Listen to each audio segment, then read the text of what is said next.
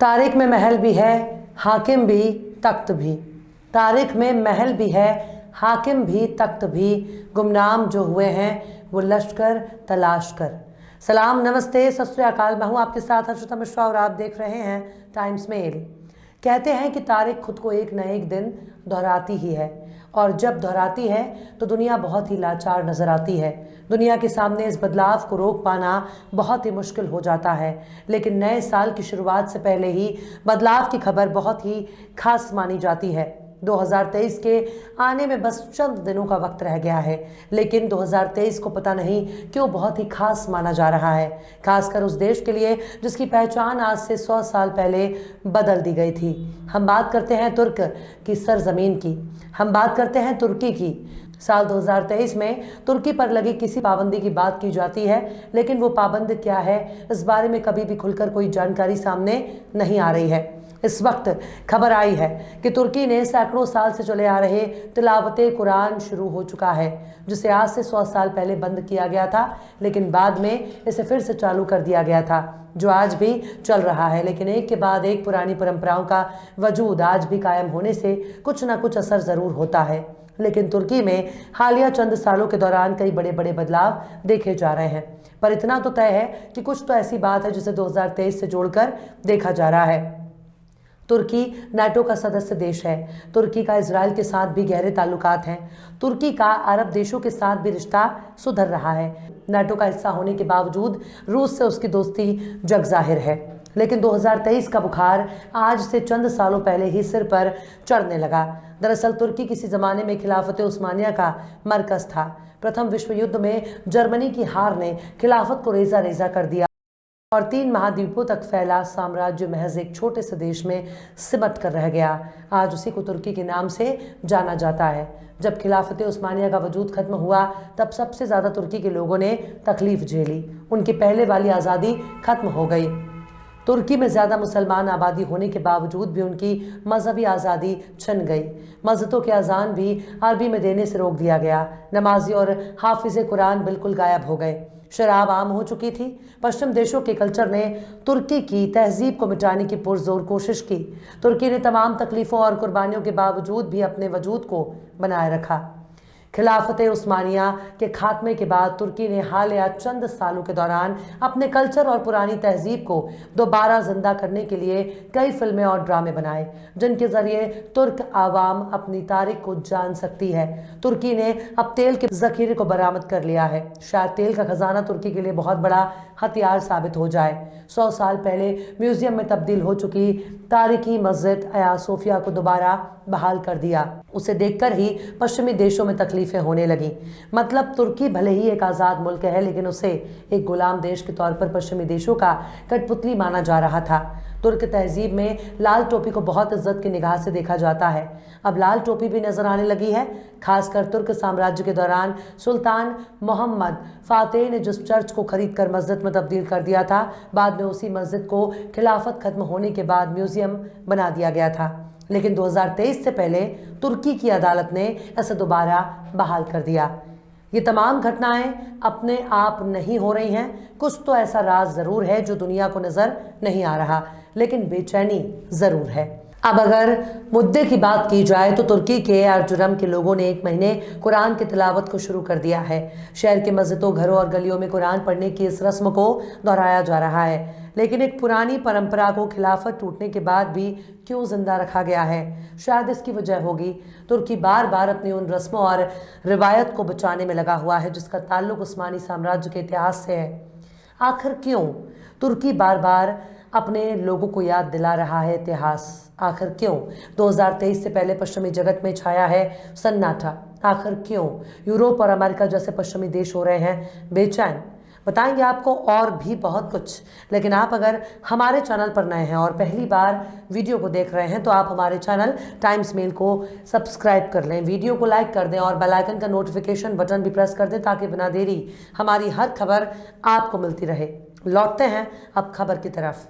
कहते हैं कि तारीख एक ना एक दिन खुद को दोहराती है, लेकिन तुर्की के लिए बदलाव की तारीख 100 के बाद दोहराई जा रही है और तुर्की ने अपनी पूरी परंपराओं को जिंदा रखने के लिए बहुत सी कोशिशें की हैं।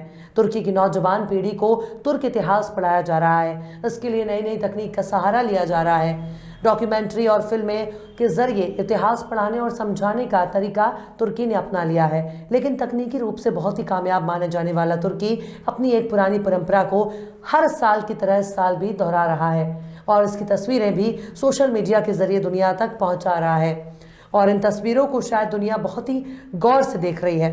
दरअसल कुरान के 1001 मुकम्मल की रस्म 500 साल से भी ज़्यादा पुरानी है, जिसे एक महीने के लिए हर साल दोहराया जाता है। इस रिवायत के तहत तुर्की के एरजुरम शहर के लोग एक महीने के लिए घरों, मस्जिदों और सड़कों पर कलामे रब्बानी की तिलावत करते हैं। यूँ तो रमज़ान के दौरान मुसलमानों के घरों में हर कोई पूरे महीने इबादत में डूबा रहता है, लेकिन सड़क से लेकर घर और मस्जिदों तक कुरान की तिलावत की परंपरा को शुरू करने के पीछे भी एक इतिहास छुपा हुआ है। दरअसल इसकी शुरुआत करने वाले पीर अली बाबा हैं, जो सुल्तान सलीम और उनके बेटे सुल्तान सुलेमान कौनी के दौर में एरजुरम शहर के बड़े आलिम दीन थे। इस शहर में कुदरती आफत यानी भूकंप और महामारी का दौर शुरू हो गया। तब पीर अली बाबा ने शहर के अलग अलग इलाकों में घोड़े पर सवार होकर हालात का जायज़ा लेना शुरू कर दिया और इस दौरान उन्होंने घोड़े पर सवार होकर ही कुरान पढ़ी और रब्बे कायनात से इस शहर के लोगों पर रहम करने की दरख्वास्त की है। कहते हैं कि दुआएं तो हर कोई मांगता है, लेकिन ज़बान में वो तासीर होनी चाहिए जो दुआ कबूल करवा सके। इसके बाद शहर को बीमारियों और आफत से निजात मिली। उसके बाद शहर के लोगों ने हर साल दिसंबर के दूसरे हफ्ते से जनवरी के दूसरे हफ्ते तक यानी पूरा एक महीना कुरान की तिलावत करने लगे। इस शहर के लोग एक महीने के लिए कुरान को 1001 बार पूरा करते हैं और इसे बहुत ही धूमधाम से मनाया जाता है। मीडिया रिपोर्ट्स के मुताबिक कुरान पढ़ने की रस्म को पीर अली बाबा की कब्र के सामने शुरू होता है और ओलू की तारीखी मस्जिद में जारी रहता है। इस दौरान घोड़े पर सवार होकर हाफिज कुरान के जरिए शहर की गलियों में कुरान की तिलावत होती है। माना जाता है कि ये परंपरा पहली जंग अजीम यानी प्रथम विश्व युद्ध की शुरुआत तक जारी रहा। बाद में इसे फिर से शुरू किया गया था और यह आज भी जारी है, लेकिन इस तरह से इसके वीडियो और फोटो कभी भी दुनिया के सामने नहीं आए थे। कयास लगाए जा रहे हैं कि तुर्की इन तस्वीरों के जरिए दुनिया को बताना चाहता है कि वो अपने तहजीब और परंपराओं के लिए बहुत गंभीर है। माना जा रहा है कि तुर्की 100 साल पुरानी किसी पाबंद के खत्म होने का इंतजार कर रहा है। सोशल मीडिया पर यह भी दावा किया जा रहा है तुर्की 2023 में 100 साल पूरे होने बाद अपने साम्राज्य को फिर से खड़ा करेगा और पुराने शहरों को फिर तुर्की का हिस्सा बनाएगा।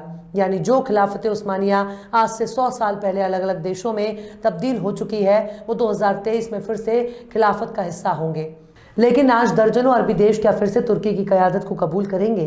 क्या कोई भी आज़ाद देश वापस किसी साम्राज्य का हिस्सा बन सकता है? तो इसका जवाब है शायद नहीं, क्योंकि अब हर देश खुद को आज़ाद मानता है।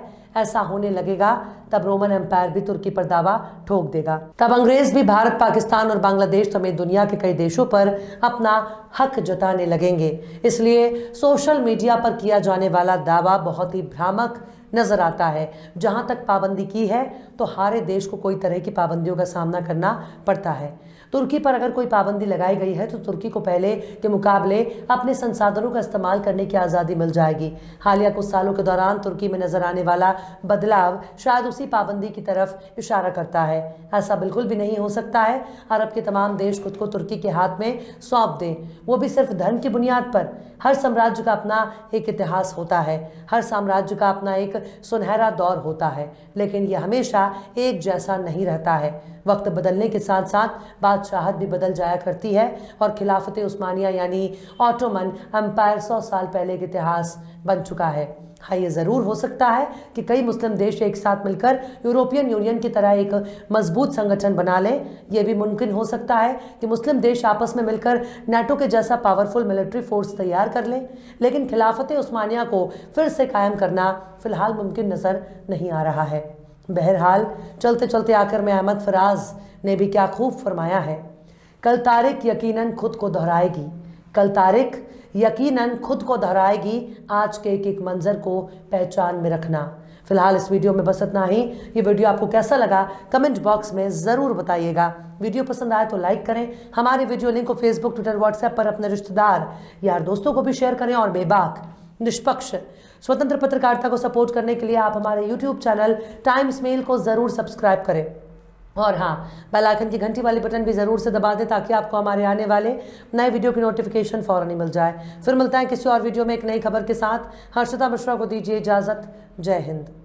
तो देख लिया आपने हमारे इस वीडियो को। हमें उम्मीद है कि आपने हमारे वीडियो को लाइक किया होगा और दूसरों को भी शेयर किया होगा। अगर अभी तक आपने हमारे चैनल टाइम्स मेल को सब्सक्राइब नहीं किया है तो जल्दी से सब्सक्राइब कर दें और बेल आइकन भी प्रेस कर दें।